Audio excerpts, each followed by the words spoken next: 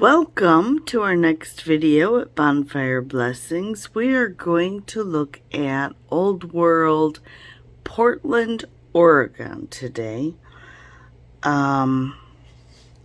Just kind of because this is a city I have never been to, but I came across this book and there's some neat things to see in it, so we're just gonna check it out together.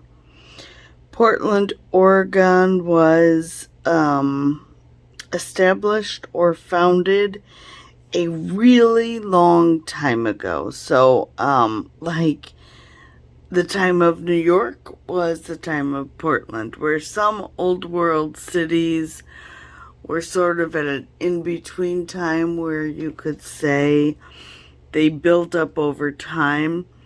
Portland was one of those that was north of the Gold Rush era, or area, or both, but grew up around like bridges that are beautiful that were there before we had power tools. I mean, just Portland, Oregon sits on the west coast of the United States and is bisected by the Great Divide, which is where the waters split in the Rocky Mountains. The Rocky Mountains are the halfway point between Old Chalaga area, Lake Superior, Chicago, and what is now called the Pacific Ocean, the Great Saltwater.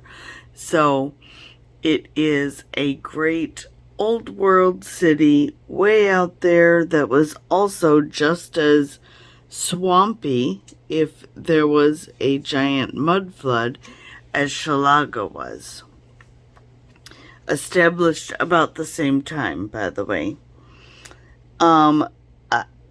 Here's a person, just for reference, there's a group of men wearing top hats. So I went through and I just wrote notes, and I apologize for all the snarky comments you're about to hear.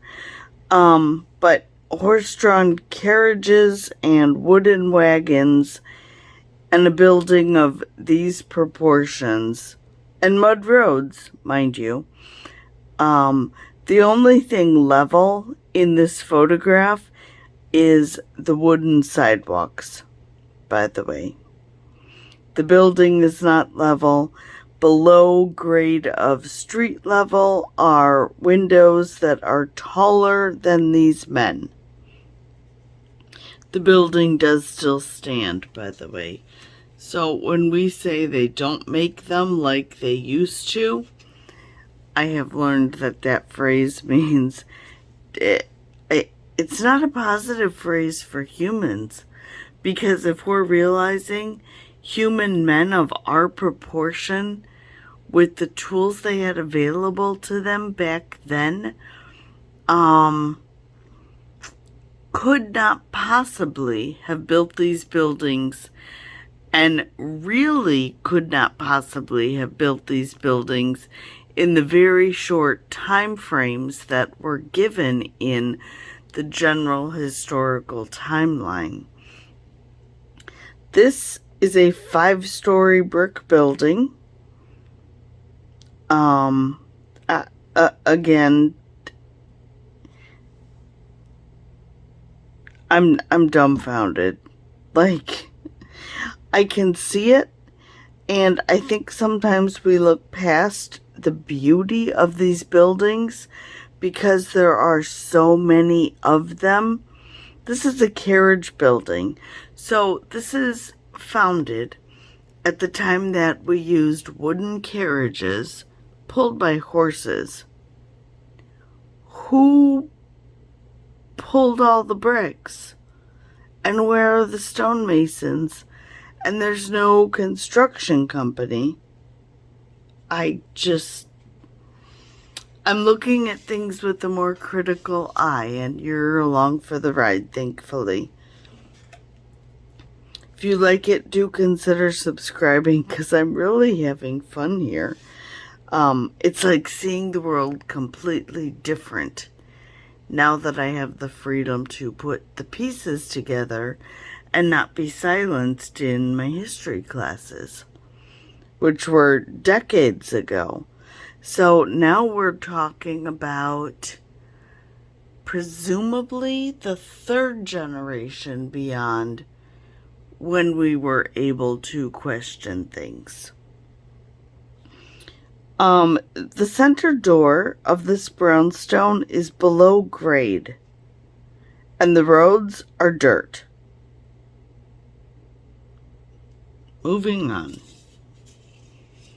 I would love to hear your snarky comments or to have some grand opinions. Please prove me wrong, but my goodness, humans just couldn't have done this. Alright, so this is, it's all downtown. Portland is very large, like Chicago's very large. And every city in America and most what we would call first world, even second world countries have these downtown very systematic blocks of ginormous, giant, beautiful, old world buildings that we've never really questioned before. The tracks are a little bit lifted here, but the roads are dirt, gravel, rock. Here's a person, and here's the building.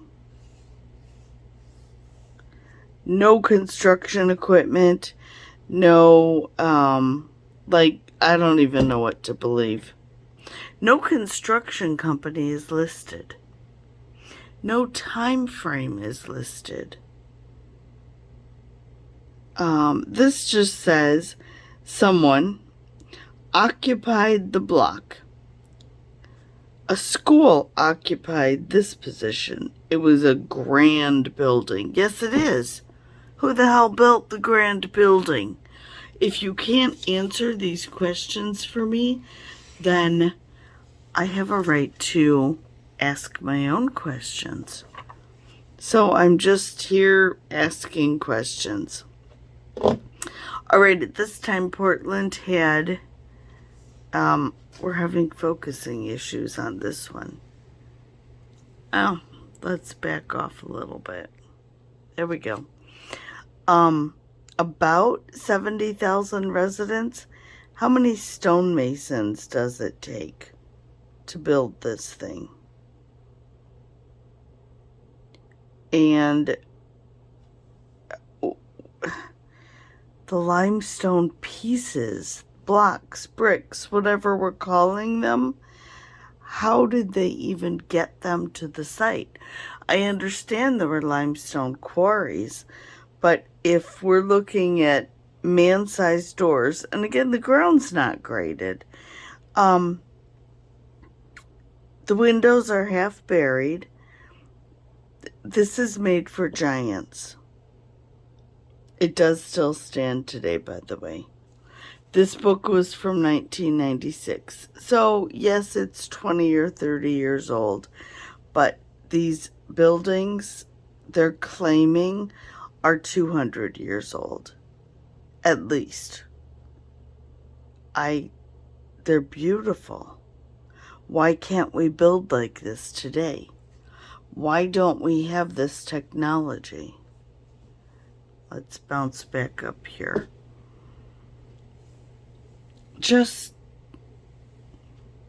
I love the architecture. It's beautiful.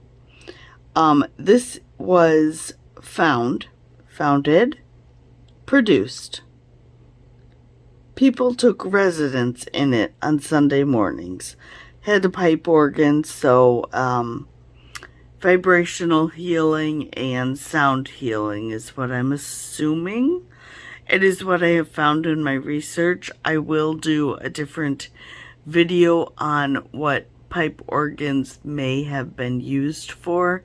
Some cities have many more churches than other cities do, by the way. Why can't we make this today? Have we degraded so far that we don't have the technology, I guess is the question I am asking. All right.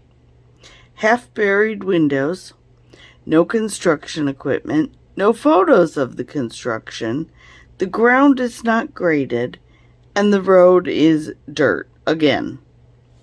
Here's a person. Here's a person.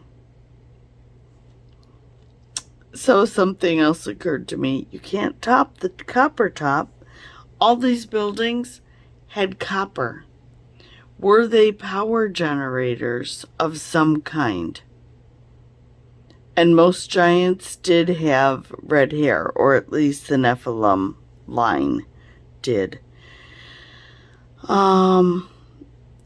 Are we being told things in marketing and advertising and the movies we watch that we can see with new eyes and ears and minds now that we have the wisdom to look beyond it? I don't know.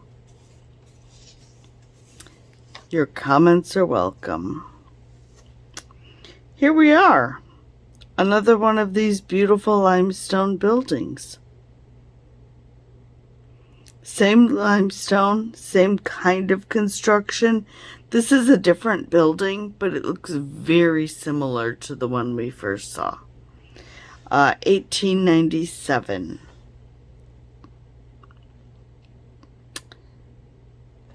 No words. Moving on. 1887, 10 years prior. No, we don't make them like they used to. I mean, that's all I got. This photo was quite obviously taken later because this is... they're dating this to 1887, but between these beautiful cars that I would love to own, by the way, how fun would that be? Different topic. Sorry, bunny trail.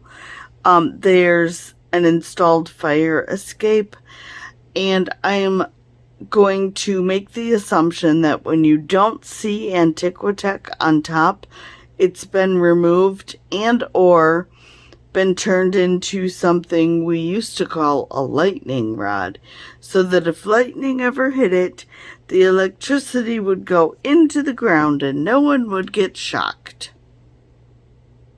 Something else I don't believe anymore. But as a little girl in elementary school, that is totally the story I remember. And now it's hard to even find buildings with any Antiquitech, much less what's left of it that we were told was a lightning rod. As the generations go along, the history mysteriously keeps changing.